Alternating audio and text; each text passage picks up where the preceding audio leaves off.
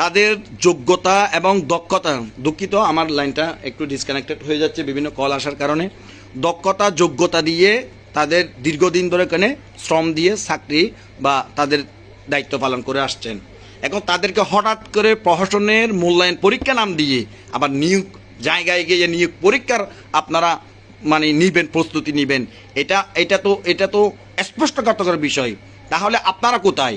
এটা তো আপনাদের এই ব্যাংক, আপনাদের এখানে তো একটা অ্যাক্টিভিটিস আছে, এখানে সাধারণ জনগণ টাকা রাখে, সাধারণ জনগণ চাকরি করে, কিন্তু মূল জায়গায় তো আপনারা বিষয়গুলো জাতির কাছে আপনার করণীয় কিছু না থাকলে এটা বলেন, এইটাও বলতো, আপনি চুপ করে থাকবেন কেন?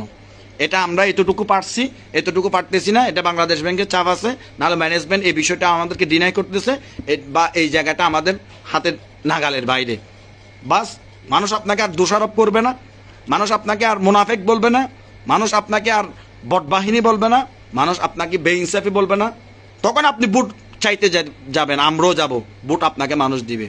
আপনি এইসব বিষয় আপনি হ্যাকমার নামে, কৌশলের নামে চুপ করে থাকবেন, আর আপনি ভোটের গান গাইবেন দেশ বিদেশে বিভিন্ন, আমার রাজধানীতে পর্যন্ত, এগুলো মানুষ হাসে। এই সংগঠনকে, এই আমানতকে আপনারা হাসির পাত্র বানাবেন না। সুস্পষ্ট কথা আমার, সুস্পষ্ট কথা।